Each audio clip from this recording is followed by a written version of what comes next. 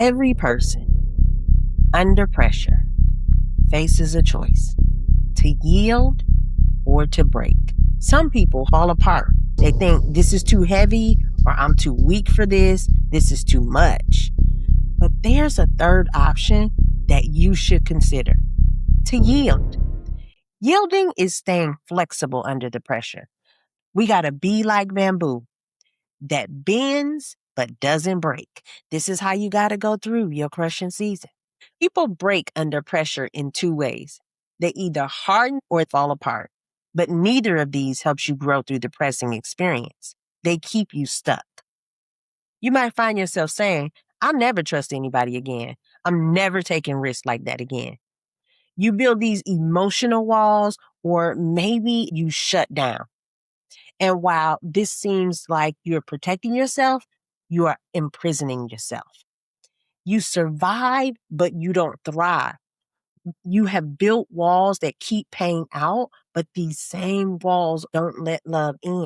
Some people choose the shattered response. That shattered response, like you becoming hard, maybe you're crying a lot.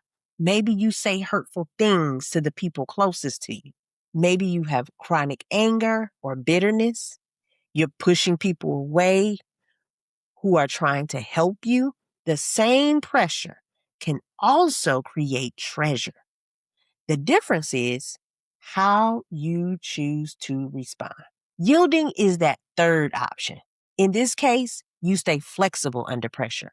You acknowledge the pain without being destroyed by the pain. Yielding is saying, I don't like this, but I'll flow with the process. Yielding is not giving up. Yielding is letting go. It's an active surrender. Because giving up is like passive resignation. It keeps you stuck in a mindset that is hard to shift. You know you've given up if you've ever said something like, I quit, or this is too hard and I'm done trying. Yielding sounds more like, I'm learning that I can't control how this turns out, but what I can control is my response to this. Yielding requires more strength, not less, because you commit to flexibility and acceptance of the outcome. Let's look at Jesus. In Matthew 26:39, he says, My Father, if it is possible, let this cup pass from me. Nevertheless, not as I will, but as you will. Jesus shows us how to handle the crushing. When he was in Gethsemane, his crushing place, he was honest about not wanting the cross, but he yielded to his crushing experience. He didn't want that pain, but he chose to surrender. He chose to yield. So you see, yielding is the ultimate strength. I vividly remember praying this prayer. One was on the way to my mother's house after getting the call that they were trying to resuscitate her. I couldn't believe that on that drive, I was praying that prayer. But I knew I had to yield at that moment to whatever God was doing in that season. And then the other time was when I was battling infertility. After my mother died, I got my tube tied, or I had a tubal ligation. I thought to myself, I already got 4 kids. I was already married and had decided that, I had enough kids at that point. Well, that marriage ended, and I ended up getting married again to a younger man, my current husband of 18 years. And when we met, he didn't have any kids. I had 4, but he had none. And I had some weird idea that in order for him to truly love me, I had to give him a child. I know, sounds crazy. Maybe you've been there. So I got a tubal reversal surgery. After healing, we tried to conceive for a long time. I really wanted to give him a child, but I would get pregnant and I would lose baby after baby after baby. And if you've ever been in this position, you know how devastating each miscarriage is, not only to your body, but also to your mind.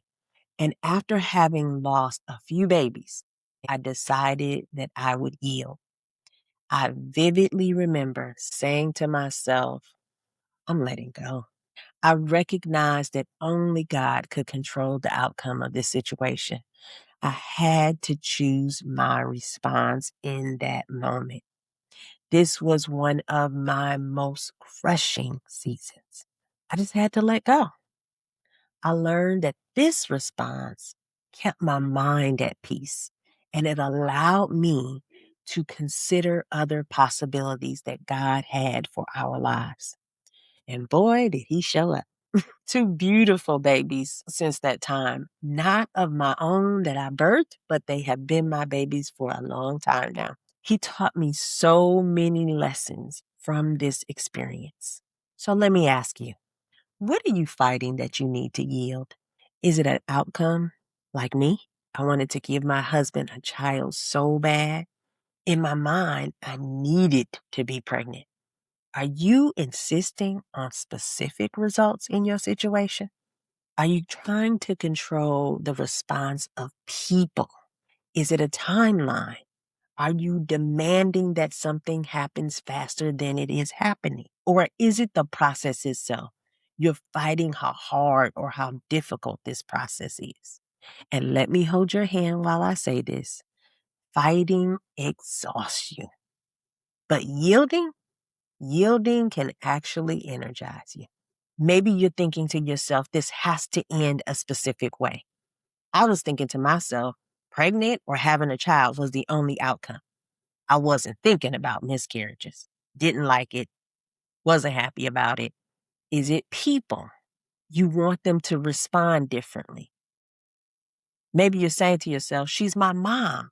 Why wouldn't she love me like I want to be loved? Or he's my dad. Why didn't he save me or come for me the way I was expecting? Is it the timeline? This hard season should be over by now. I should be pregnant by now. I should be successful by now. I should have a job by now. Or is it the process?